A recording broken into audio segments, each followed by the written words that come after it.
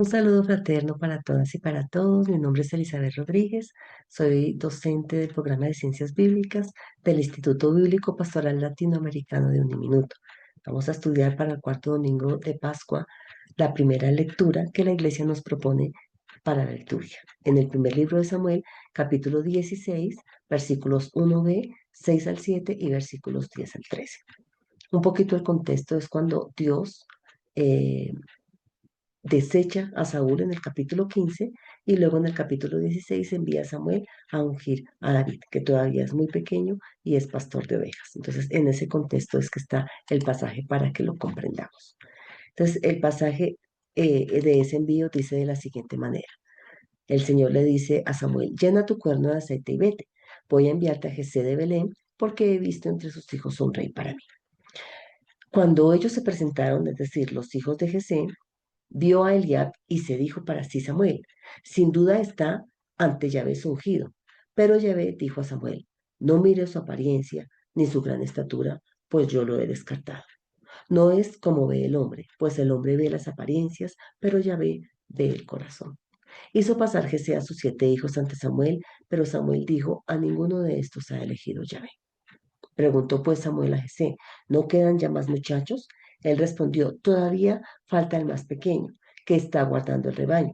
Dijo entonces Samuel a Jesé, manda que lo traigan, porque no comeremos hasta que haya venido.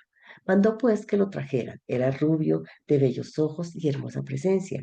Dijo Yahvé, levántate y úngelo, porque este es. Tomó Samuel el cuerno de aceite y lo ungió en medio de sus hermanos, y a partir de entonces vino sobre David el espíritu de Yahvé.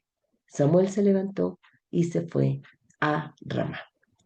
Y esta es la palabra de Dios. Te alabamos, Señor.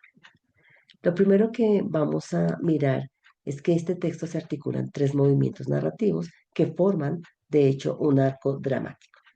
El primer movimiento está en el versículo 1. Está la comisión divina. Yahvé interpela a Samuel, le da una misión de ir a Belén. El propósito es, he visto un rey para mí. El segundo movimiento narrativo está en los versículos 6, 7 y versículo 10. El proceso de descarte, lo llamamos así, porque Samuel llega a la familia de Jesé y ve al hijo mayor, a Eliab, y hace un juicio. Considera que ese es el ungido de Yahvé porque tiene una estatura alta y a sus ojos es el que Yahvé escogería. Pero es un juicio equivocado.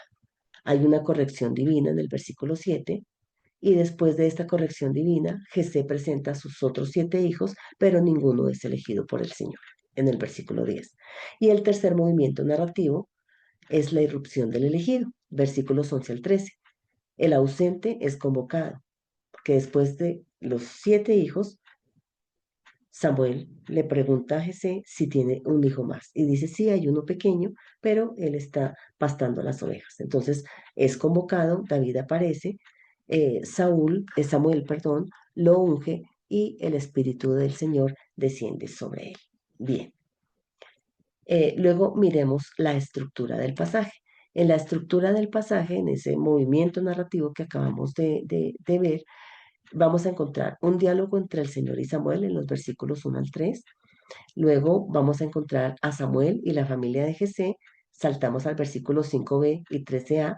Y por último, Samuel vuelve a Ramá en el versículo 13b. Vamos a mirar 3 ideas en la primera parte de la estructura, que es el diálogo entre el Señor y Samuel, que son los versículos del 1 al 3. El autor aquí va a contrastar 2 actitudes. Por un lado, la de Samuel, que solo sabe lamentarse del rechazo de Saúl, dado que en el capítulo anterior, en el capítulo 15, el Señor ha dicho que rechaza a Saúl y Samuel empieza pues a lamentarse. Y por otro lado, encontramos también la actitud de Dios. Recordemos que Samuel no era partidario de la monarquía. Él la aceptó porque el pueblo empezó a pedir rey para ser como los demás. Y finalmente Dios accedió a darles un rey. Pero una vez que ha tenido lugar la elección de Saúl, Samuel pues lo acepta y manifiesta su entusiasmo por ese primer rey. Pero después va a encontrar, o vamos a encontrar en el capítulo 15, versículo 10, que el Señor cambia de actitud. O sea, primero elige a Saúl, da el rey como el pueblo lo quiere, pero luego Dios cambia de actitud debido a la manera de reinar de Saúl. Entonces, ese cambio de actitud desconcierta a Samuel y lo hace sentir mal. Entonces, aunque él de todas maneras se somete a la voluntad divina y condena a Saúl después de la batalla contra los amalecitas, Samuel sigue lamentándose por el destino de Saúl como si su queja pudiese cambiar la decisión divina. Pero la segunda idea que tenemos acá es que por más quejas y lamentos que Samuel hubiese presentado, esas quejas y lamentos no sirven de nada cuando Dios ya ha tomado una decisión y al profeta solo le queda someterse a esos nuevos planes y llevarlos a la práctica. Recordemos que en los comienzos de la monarquía fue el pueblo quien dio el primer paso pidiendo rey.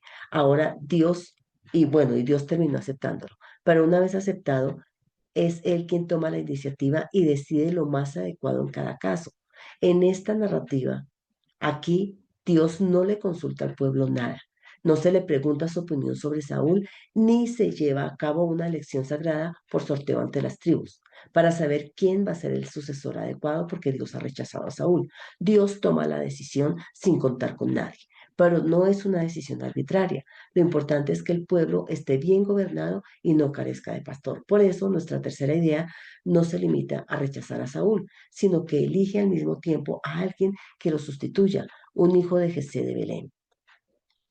Ante la orden divina de ir a Belén, la respuesta de Samuel resulta extraña, porque Samuel objeta y él dice, bueno, pero si yo voy, Saúl probablemente me va a matar. De manera que para evitar la cólera de Saúl, Dios mismo sugiere a Samuel la solución. Aparentemente no ir a Belén a ungir a un nuevo rey, sino ofrecer un sacrificio público. Y a ese sacrificio invitará, entre otras personas, a Jesé y a toda su familia. De la intervención de Dios termina con una advertencia al profeta.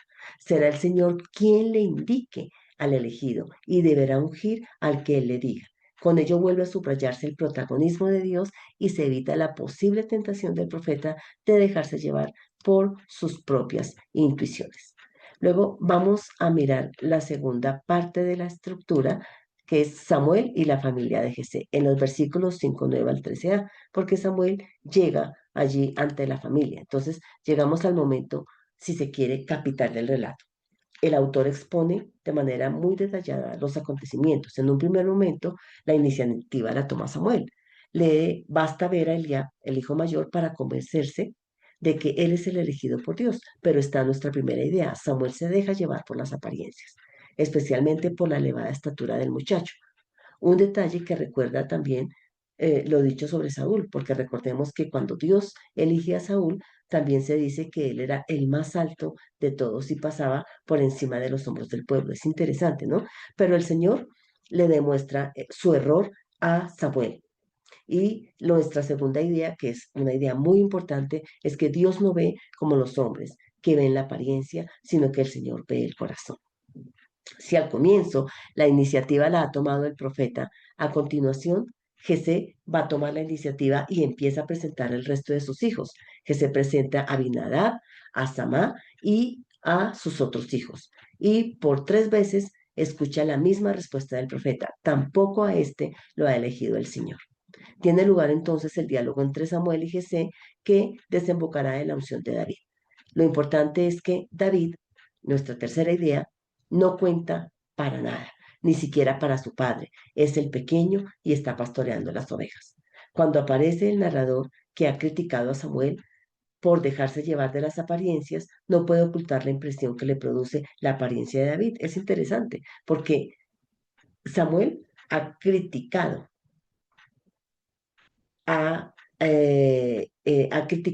perdón, no es Samuel, sino Dios ha criticado a Samuel por fijarse en las apariencias. Pero ahora es interesante que el narrador, y llama la atención ese detalle, que el narrador diga o hable de la apariencia de David, que era de buen color, hermoso de ojos, era un buen tipo, digamos, pero no es su belleza la que atrae la atención de Dios, sino su pequeñez. Y aquí vuelve a cobrar todo su sentido las palabras de Ana, si recordamos en el primer libro de Samuel 2:1, cuando dice, Dios levanta del polvo al desvalido, alza de la basura al pobre para hacer que se siente entre príncipes y que herede un tono glorioso. Después de esto, después de la unción, el Espíritu de Dios invade a David y el Señor está con él, ¿no? Aquí tenemos la apariencia de David, el Señor está con él. Y es un detalle que llama la atención y que debemos prestarle mucha atención, porque el Espíritu del Señor está con él, pero de ahí en adelante vamos a encontrar en los relatos posteriores que nos dice que la presencia del Señor nunca lo abandonó, siempre estuvo con él. Después de esto, vamos a mirar que Samuel vuelve a Ramá, nuestra tercera parte de la estructura en el versículo 13b. Entonces, con la unción de David, la misión terrena de Samuel ha terminado. Aquí encontramos el mapita para ubicarnos. Tenemos a Belén y hacia el norte en el mapa está ubicada Ramá. Es interesante la indicación del relato, perdón, que parece como una frase conclusiva sin importancia, pero es importante mencionar que ese hecho de abandonar, de irse, terminó su misión terrena y se fue, llama la atención porque esa retirada del profeta tiene gran importancia, porque a partir de ahora no volvemos a escuchar una palabra explícita de Dios. Al hablar de Samuel niño, el autor nos había indicado en primer libro de Samuel 3:1 que la palabra del Señor escaseaba por aquel tiempo. Recordamos que Samuel era niño, fue llevado al templo por su madre y el narrador allí, en el capítulo 3, nos dice que la palabra de Dios escaseaba, o sea, que no era conocida, ¿no? Y es interesante porque con la revelación inicial a Samuel, la situación cambia, porque Dios se manifiesta a menudo y su palabra se escucha en Israel.